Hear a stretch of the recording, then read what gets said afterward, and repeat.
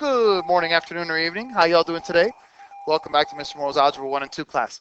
Today we are going to start talking about fraction and decimal operations. Very important stuff. We're going to break this down into two different parts, 2 days. Today I'm just going to focus on fractions. So I know that there's a lot of controversy when it comes to fractions. A lot of students don't like it. They get scared of it.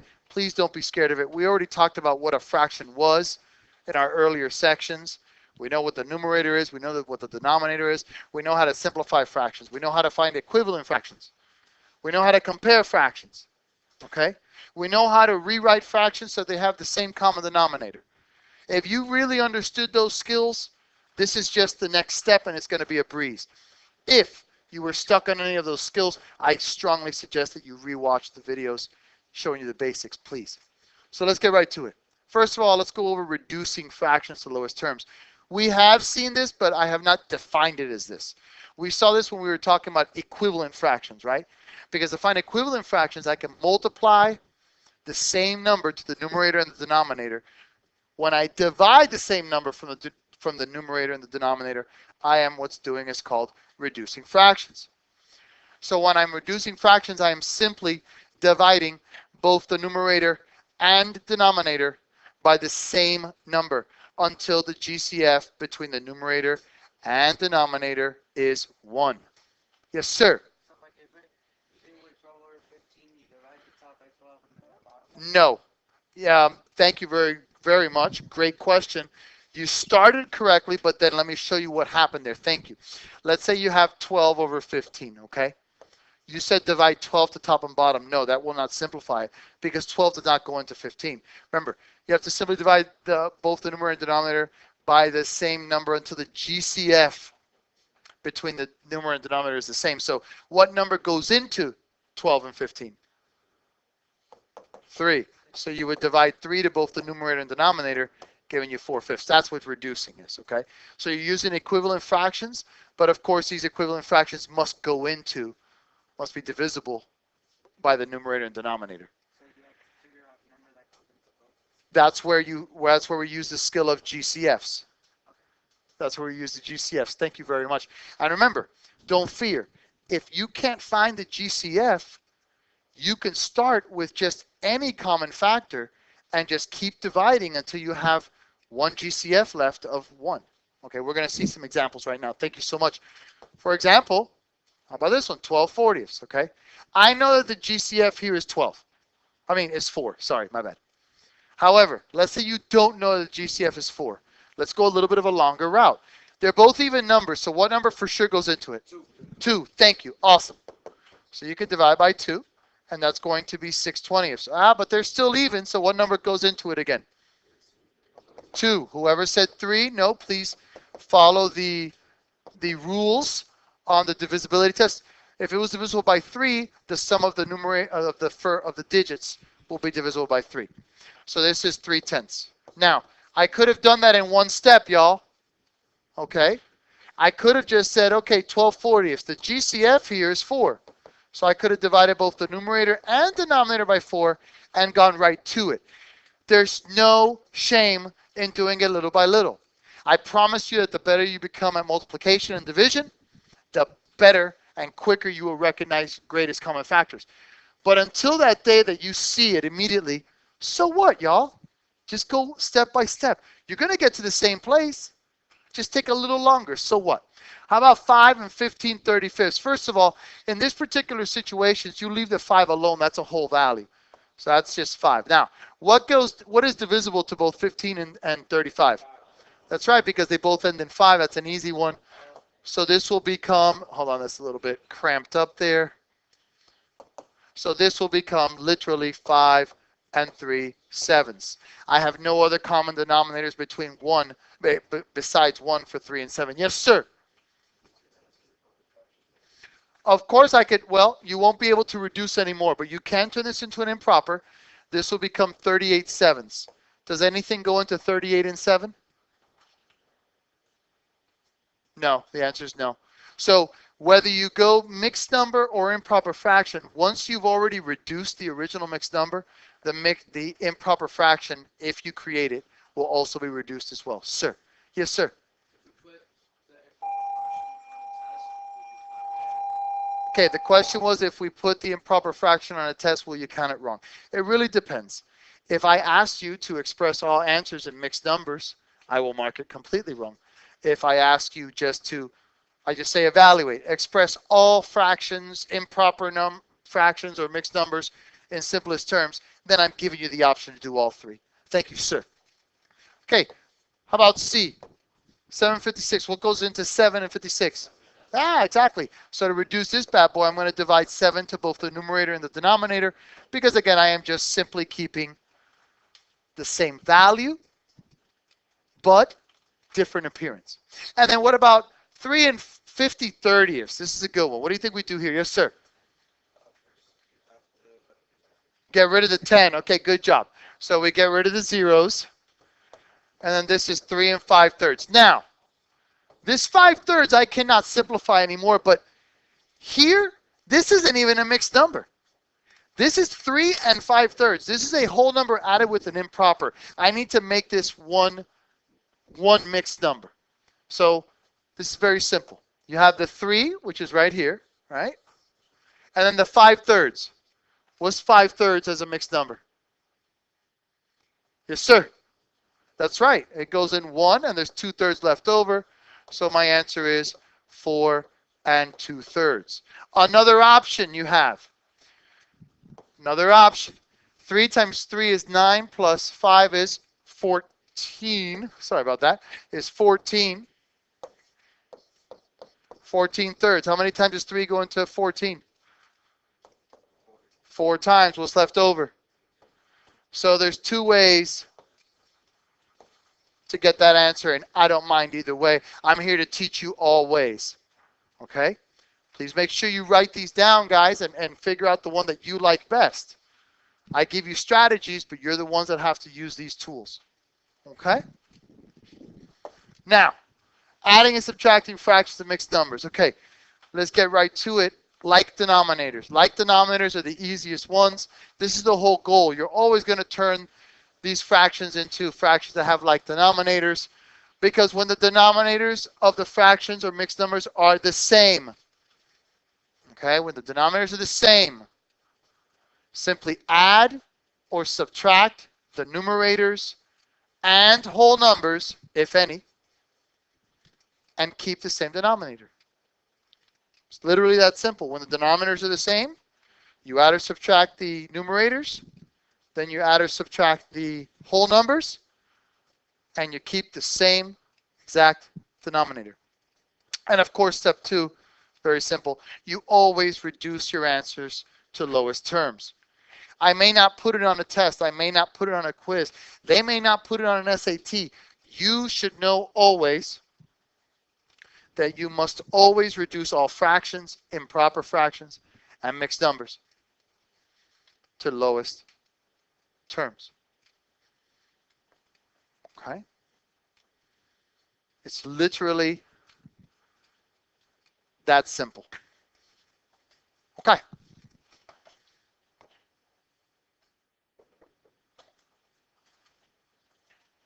For example, number 1. Number 1, we have 2/5 plus 1/5.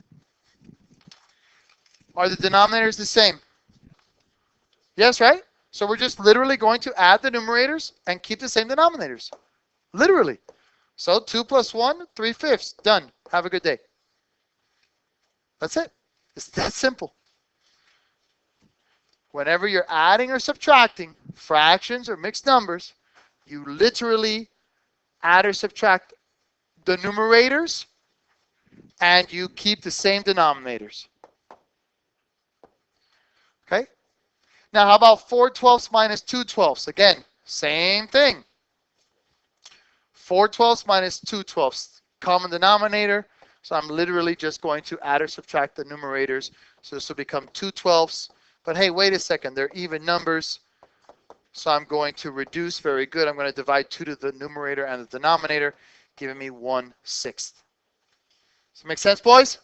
Pretty simple, right? Okay, 3/11 plus 6/11.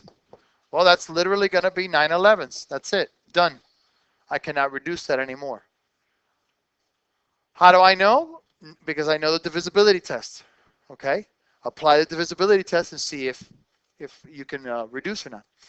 3/8 minus 2/8, 1/8. It's that simple. It's that simple. 18 and 24 30 seconds minus 7 and 16 30 seconds. Ah, looks crazy. Don't let it freak you out. This is 7 and 16 30 seconds. Okay. First, I already know that the denominators are the same, so subtract the numerators. 24 minus 16 is 8.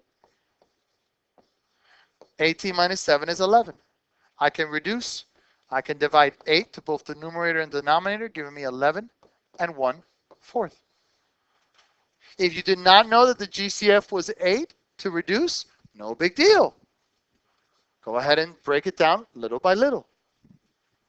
And last but not least, I got 3 and 5/6 plus 2 and 5/6, which is 5 and 10/6.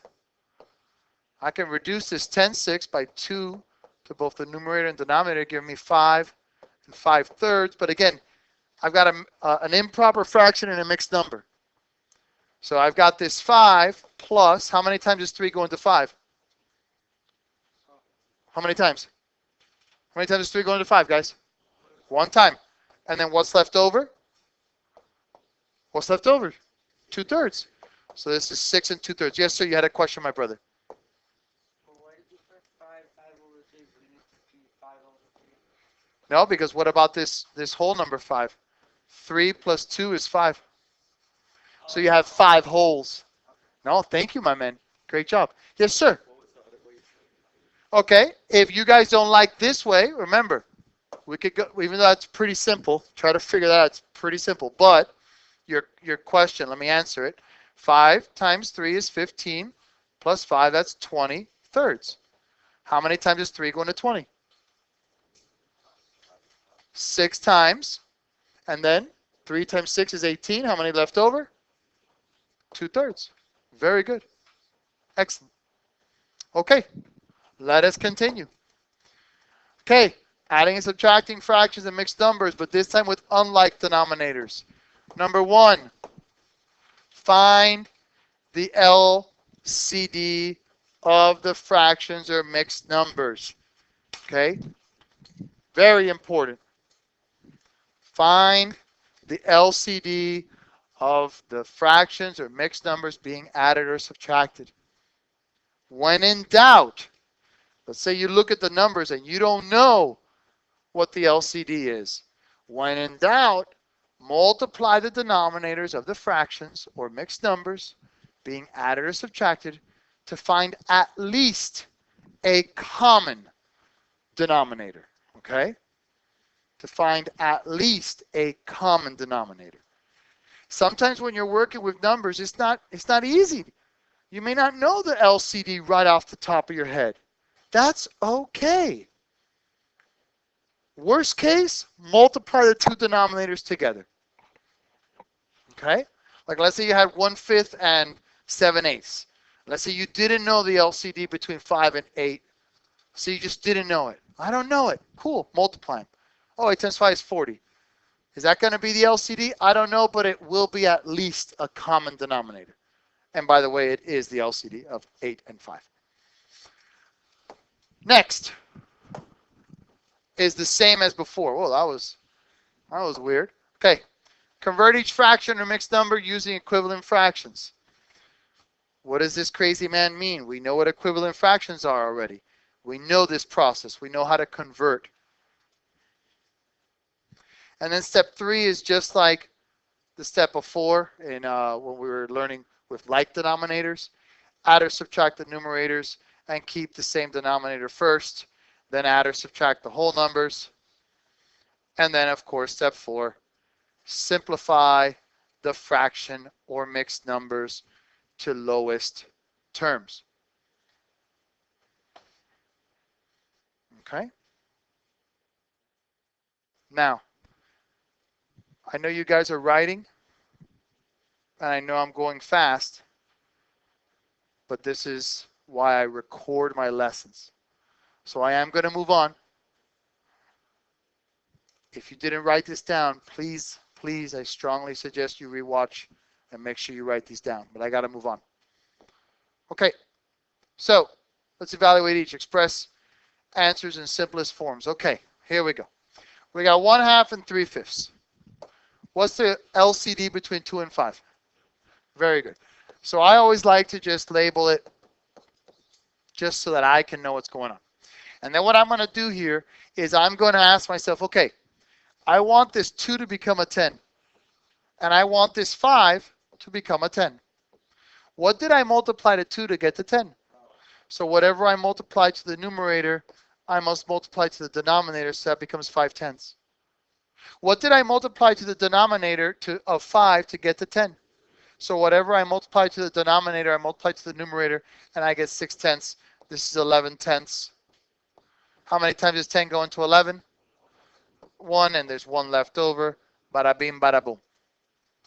5/7 minus 2/3. What's my LCD, gentlemen? 21. Worst case, you multiply them together.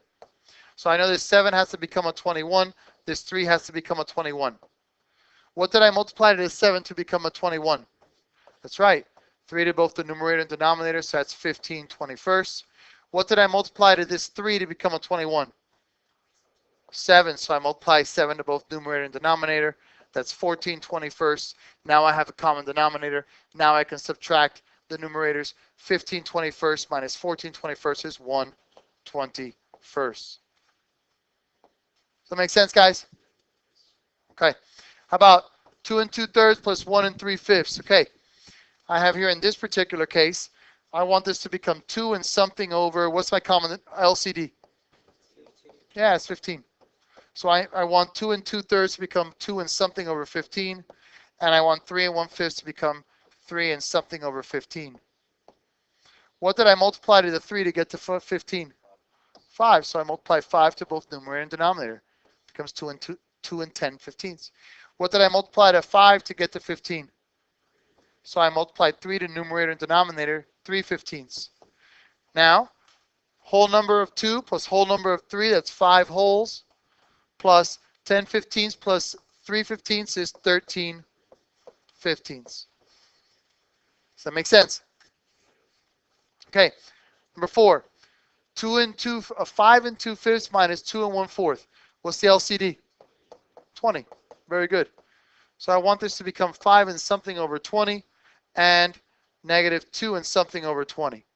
What did I multiply to 5 to get to 20?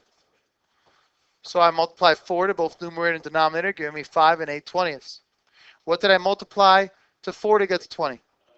5. So I multiply 5 to numerator and denominator, giving me 2 and 5 20ths. What's my answer here, boys?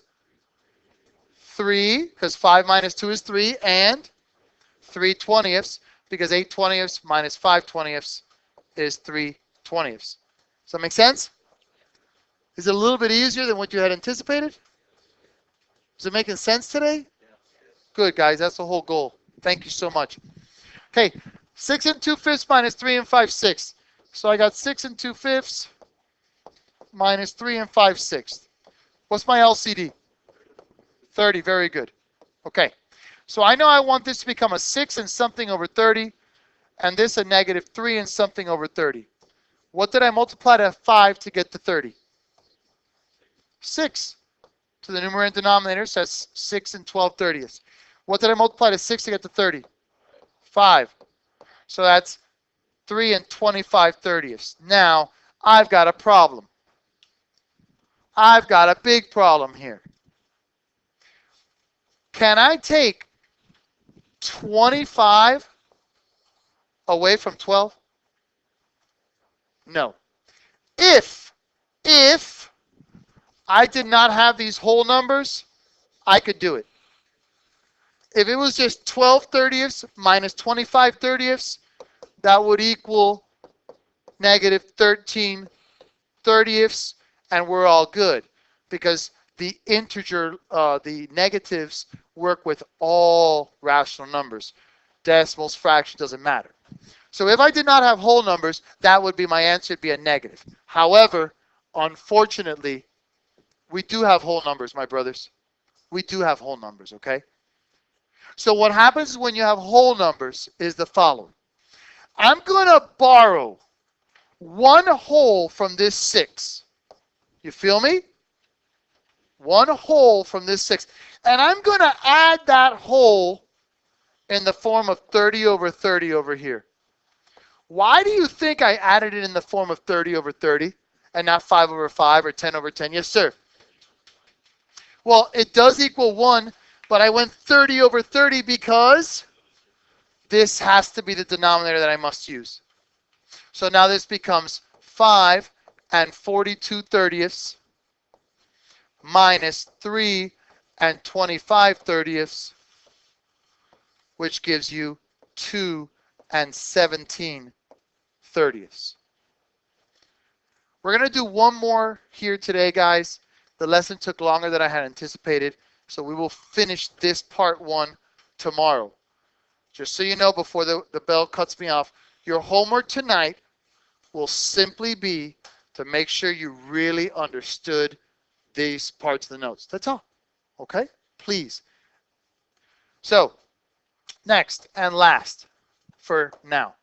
I've got 4 and 2/3 minus 1 and 3/4. What's my LCD, my brothers? You're darn right it is, 12. Okay, I want this to become a 4 and something over 12, and I want this to become a negative 1 and something over 12.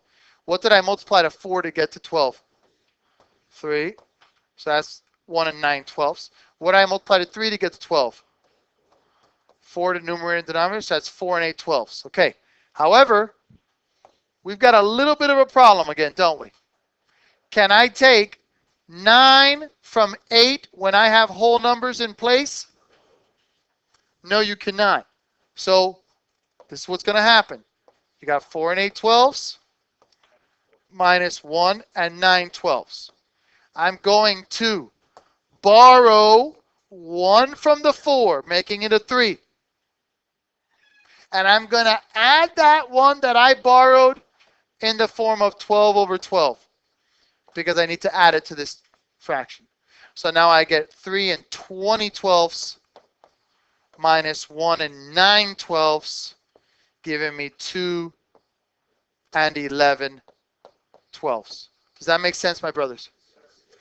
Thank you very much. We will continue with this part 1 tomorrow. Hope you learned a lot. Have a great day, and thank you.